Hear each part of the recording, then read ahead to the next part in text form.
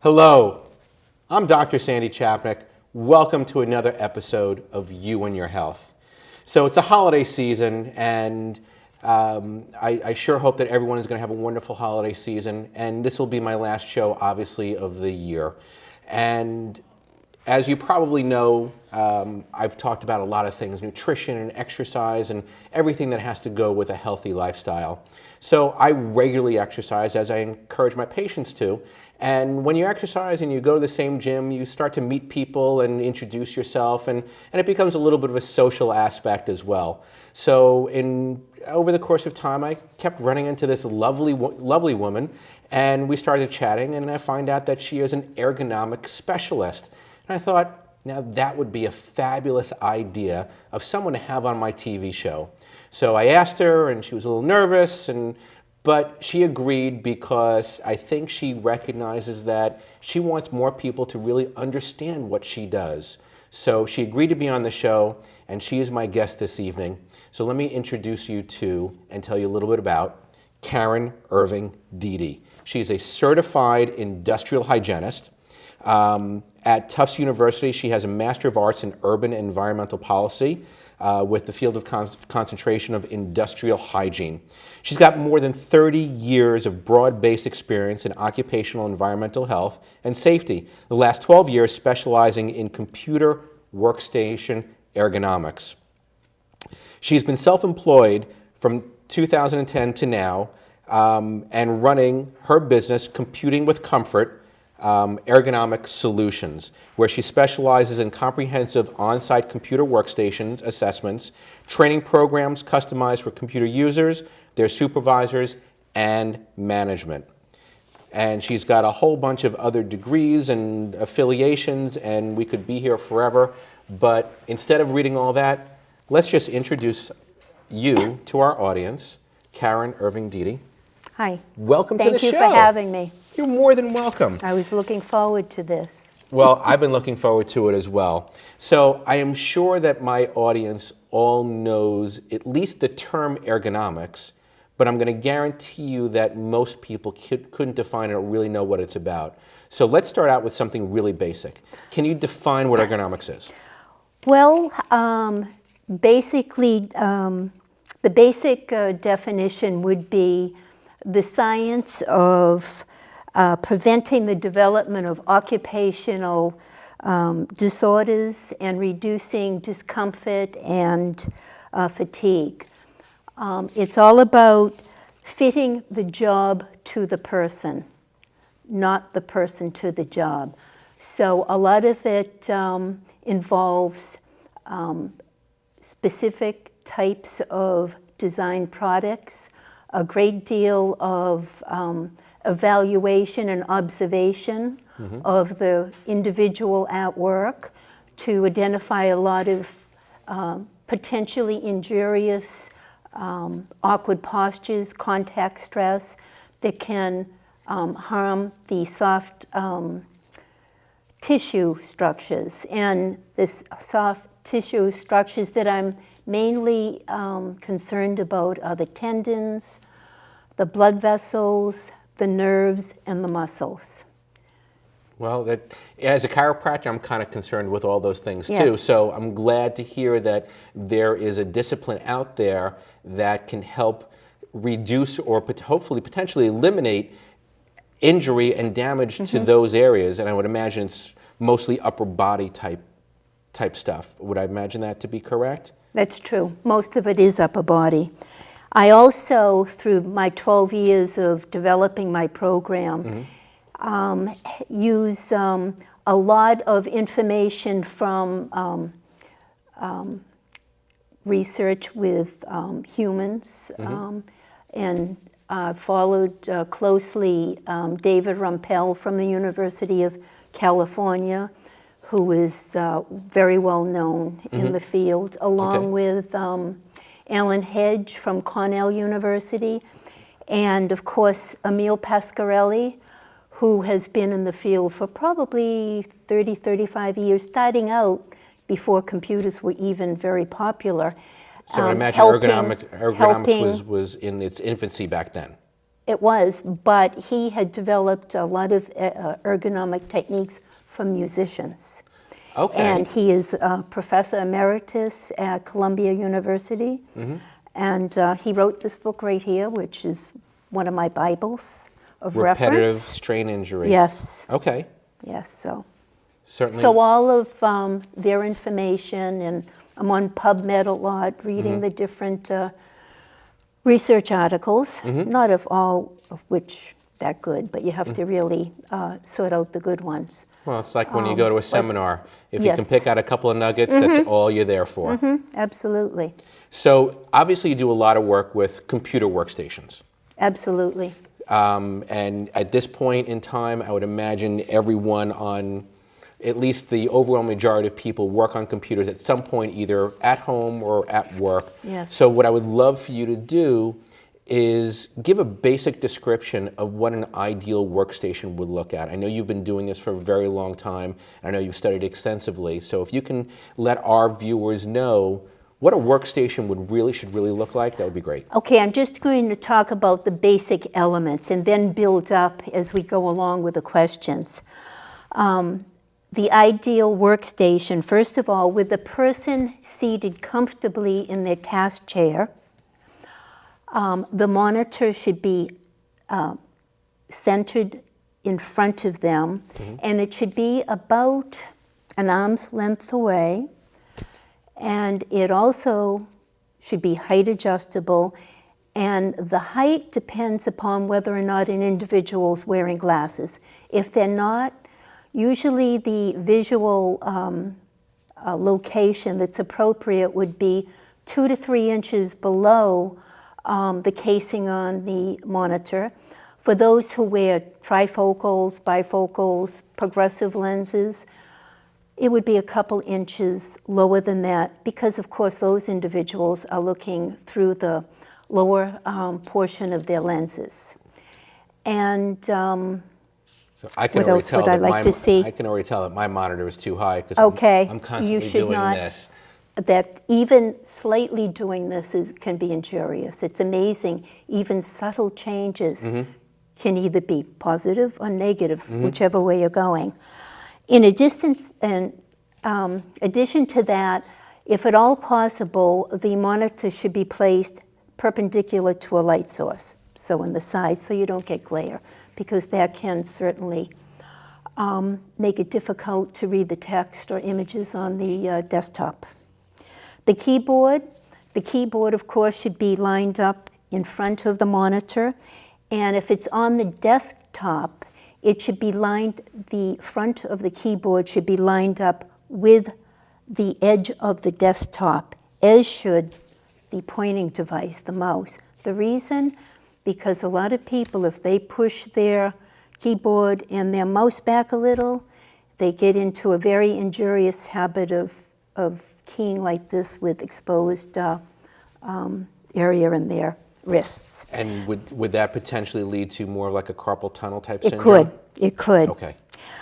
Task chair. A task chair should have armrests that can be lowered, vertically lowered enough so that if an individual is mousing, they don't come into contact with the armrest, which is an obstruction. So you really don't want you don't want armrests. No. By the way, one of the myths is that it's a good thing to use wrist rests. The individuals I just talked about, many others, have found out that you should not rest your wrist on anything when you're keying and mousing, not even a gel wrist rest. So what we're talking about is float. Okay, You so float. so you really shouldn't be resting anywhere. That's right. It should be like Because you almost want like playing a piano. Yes, and you want your arms engaged in what your hands are doing, because if you happen to engage your wrist and you've got that immobilized and you're typing, then the arm is not going to be helping the hand to do the work, and it's going to be overwhelmed with the amount of work it needs to do. Okay, because I'd always thought Definitely. that you'd kind of want to do this where your No. arms are resting. No. All right, so that makes sense that you would want to have your arms Yep. actively Yep. working along with your Yep. hands and your wrists. Just relaxed. You should always have a posture that feels the same way as if you're walking along, with relaxed shoulders, Okay. and just very carefully and slowly over the keyboard. And the mouse, hold it like an egg. Hold it like an egg. Like an egg. I can talk more about that Yeah. later, because a lot of people are getting into a lot of trouble by bracing it and holding it. Okay. And they have their thumb under constant tension, which Okay. causes problems. So, So there are task chairs that do not allow, you know, a person to work comfortably because of the obstruction. And what we do is we just take the arms off if we can. That's how we deal with it. now I know that we really want to make sure that we stay on task here, but if we're talking about specific chairs, sometimes my patients ask me, where can I go or where can I look for a good chair? Can you comment at all on that? Is something that you'd be willing to do now? Talking about brands? Or at least, I mean, Okay. can we go An excellent to like, ergonomic chair. can we go to just like Office Max or Staples, because I know they sell a slew of computer desk chairs there, or do we have to get into something that's really much more money? I'm not quite sure because I haven't actually researched their chairs. However, I'll tell you what a chair should have. That would be great. The elements of adjustability. Number one, it should have, and not many chairs have this, very few, a couple of brands. It should have an armrest that can be adjusted vertically about 4 inches so that no one, not even a petite woman, 5'1", is going to have to deal with this obstruction. Okay. And I know of 2 on the market, very good chairs. So that's one adjustability that I think is a requirement all chairs should have. Or you can have no arms at all, you really don't need them. Secondly, the seat pan. Not too many are adjustable, but it should be adjustable horizontally by about 3 or more inches. The main reason is because individuals come in different sizes, and you want to be able to even have a smaller person, a more petite individual, be able to engage with the lumbar region of the backrest. And if there's a fixed seat pan, you can't do that. Okay. And so they're out here somewhere, and some of them do develop, you know, they now may they don't start have any leaning support to forward. their They lower have back. no, yes. Okay. Let's see. Other important is the recline. Having a seat back that will recline and will actually be what they call a live back. You can arrange it so that as you move, it moves with you, and you can adjust the amount of pressure that has based on your body type and strength. So it can be extremely comfortable. You're going back and forth, and you should be moving. You shouldn't be static in your chair. Course. So that's So a very good thing to have. It's constantly giving you some support to your lower Yes, back. and then there's another feature on one particular company that has a section down in the lumbar region that can be adjusted to just absolutely be in the proper spot for that particular individual. So that's another good point. Perfect. I appreciate that, because I know some of my patients ask me, and I'm sure some of my audience is probably wondering where they can get and what they should be looking for.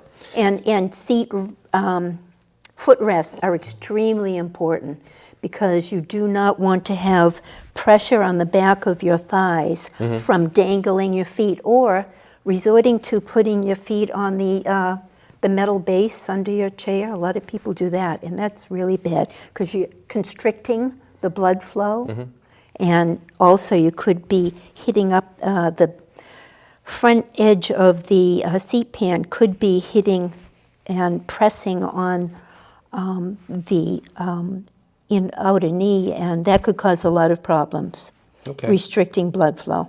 Got it. Okay. So how would you, if you go into a company or wherever you might go, how would you assess the risks of a person that could potentially lead to any kind of repetitive injury, repetitive stress injuries? Oh, first of all, I know when I'm going to go to see an individual, and I always have them make out a 5 to 10 minute questionnaire ahead of time. Okay. And that questionnaire has information on it that I can almost visualize before I even get there what they're going through. Got it. And that is, I want to know their height, right or left-handed, whether or not they wear glasses. Let's see what else. I had that list and I seem to have lost it. The typing style is extremely important. Is the person a hunt and peck, or is that person the type who can just kind of type without yes, I'm a hunt and peck kind of guy. Home row. And also I want to know about the equipment locations that I just talked about, where they are. The percentage of time that they compute in any given day. And I also want to know of that 100% of computing time on the keyboard, how much of it is mousing, because some people are very, very mouse intensive. And the QWERTY keyboard is already, just if you typed all day, there's a lot more movements with the right hand, so you take those excessive movements on the keyboard and then add to it for the right-handed individual, also mousing a lot. Okay. And that's a lot of repetitive motion during the day. I also want to know if the individual's wearing eyeglasses, task chair. I ask some questions about that, the comfort level, what brand is it.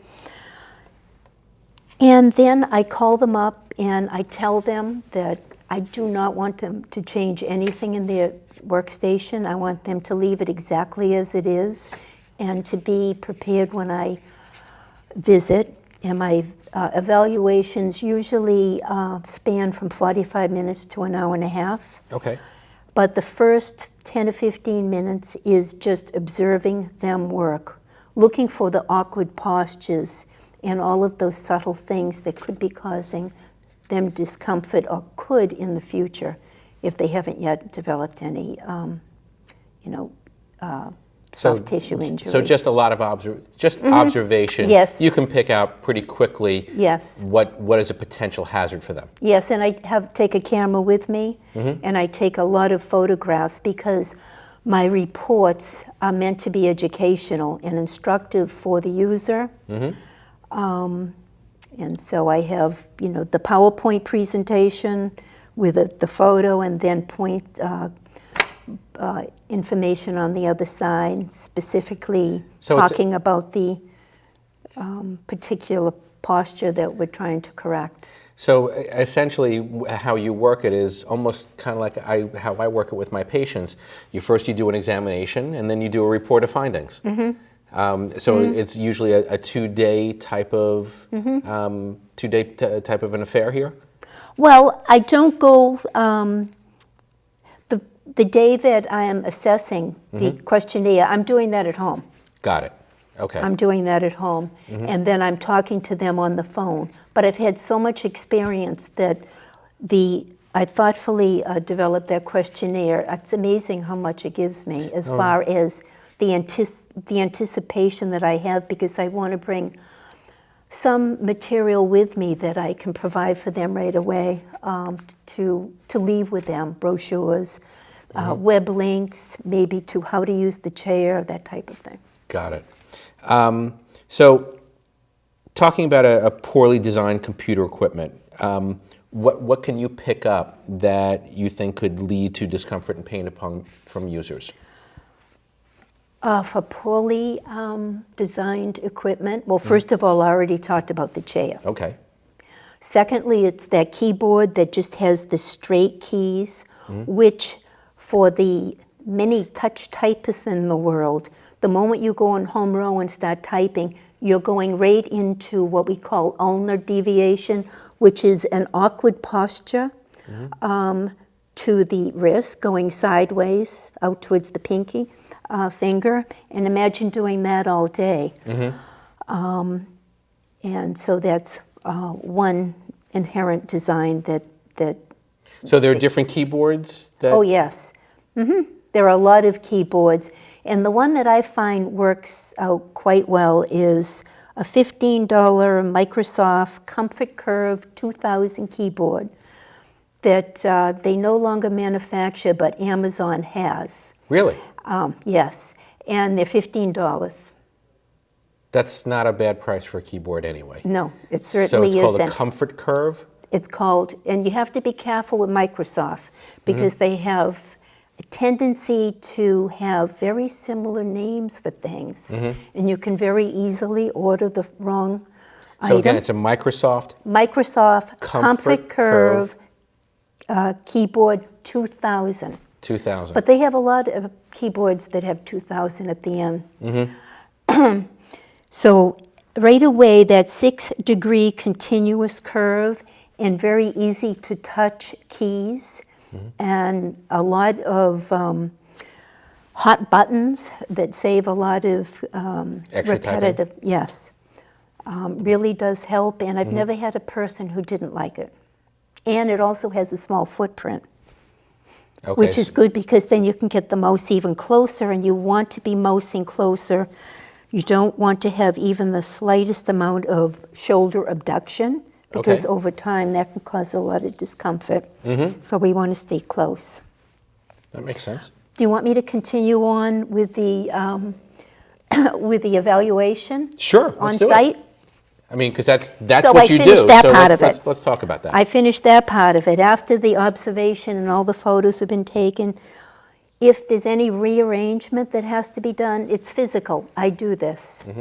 What I had already talked about is the ideal relationship of the monitor, keyboard, and if it isn't already that way, it is as soon as I get through with the first phase of observation. So we'll do that. And then the next phase is adjustment. There are very, very few people who know how to take full advantage of their ergonomic equipment. I'm sure. It's mind-boggling. I went into one workplace and evaluated 5 people who had what I consider the best, well, it certainly is the gold standard of task chairs. All they knew how to do was to raise and lower the height and maybe a little bit of adjustment on the arms. But other than that, they didn't. By the time we got through, because what I do is I will actually, if I have to, tip the chair upside down. With this chair, you don't. It's so obvious. But I'll go through all of the functions with them, show them how, and then have them do it, have them sit in it. And they're absolutely amazed at the end. It's quite amazing. And the same with the keyboard trays. Okay. There's a very, very good keyboard tray that has no total knee clearance, and it articulates, and it will, with just a knob to dial a negative tilt. You never want to have a keyboard tray that has a positive tilt, because then you're going into extension. Okay, positive tilt, so it's tilting this way versus extension. tilt? Yes, okay. Because when you have a keyboard, even if you had that straight one and you went into a negative tilt, you start to reduce the ulnar deviation. And it's also more comfortable. And I would imagine this has got to be much more comfortable than this. It is. And when you have a keyboard, the ideal keyboard tray, you're keying down here, this low, and this really relaxes the shoulders, and you're really very close. This is a very I can see neutral and healthy way to be keying. I can see that. And then they have attached mouse platforms. I do like the mouse platform. See, I've never heard any of these terms, mouse platforms. Okay. I like the keyboard tray that's called the big board, because then you can put the mouse right next to it. And then there's another one called the M2, and it looks like a painter's palette, and it comes up this way, so you can work really close. I really like that one. And so do other people. It really is ergonomically correct. I'm going to guarantee you that most everyone out there has never heard of any of these terms, and just they have a chair, they have a desk, they have a computer, and they sit and they work, and that's why there's such a proliferation of these repetitive strain injuries, because we're spending our life right now in front of a computer. That's right. And most of them, I'll guarantee you, are not being set up correctly. That's right. Which means they're really, people should be calling, your phone should be ringing off the hook. I love the discipline I'm working in now. You know, I really gravitated away from many other scientific things, lab safety, chemical analysis, and all of that, to do this because I get all this positive feedback. And there weren't many other jobs that I did that I got that positive feedback. Oh, I feel so much better, thank you. So we're actually starting to run out of time here. Oh, really? And we haven't even. See how quickly it went? I know. Well, so we may have to have you come back again. But I would. But before we do, laptops seem to be even more utilized now than ever before, and I see how my son does it. So if you can give us like a 1-minute synopsis of what you should be looking for working on a laptop, that would be fabulous. Okay. Well, first of all, they do have laptop workstations? Yes, and there's one in particular. You can put the laptop in and you can adjust it, probably height adjust that much, and you can also swivel it. And so what you can do is put the laptop in that, because you've got to separate the monitor from the typing surface, because they're so close that you've got to compromise one way or another. Okay. So then you just get a keyboard, like the Microsoft Comfort Curve I just talked about. Right, so you have the laptop and then you just buy a separate keyboard that you plug in. Yes, and then a mouse. Okay. Too. And so that's really the best way to work Well, that's one way that you can work. There are other ways to work too. Actually, if you put it in your lap, I was doing that last night, and you know, I felt pretty comfortable. I was just keying away and looking at it, and I did not feel like I had any awkward posture at all. Okay. But what really concerns me about laptop users, because I go to the library a lot, the kids are there, they're like this. They're working and they're compressing contact stress on the ulnar nerve, the median nerve, and they're just like this, and they're leaning forward, hunching. I don't want to cut you short, but that's it. We're out of time. We're out of time already. Merry Christmas, Happy New Year, Happy Hanukkah. I'll see you all next year. It's been a great year. Let's make 2012 even better than 2011. We'll see you all next year. Karen, Dave, I really appreciate it. Oh, thank you. Thank you. I appreciate it.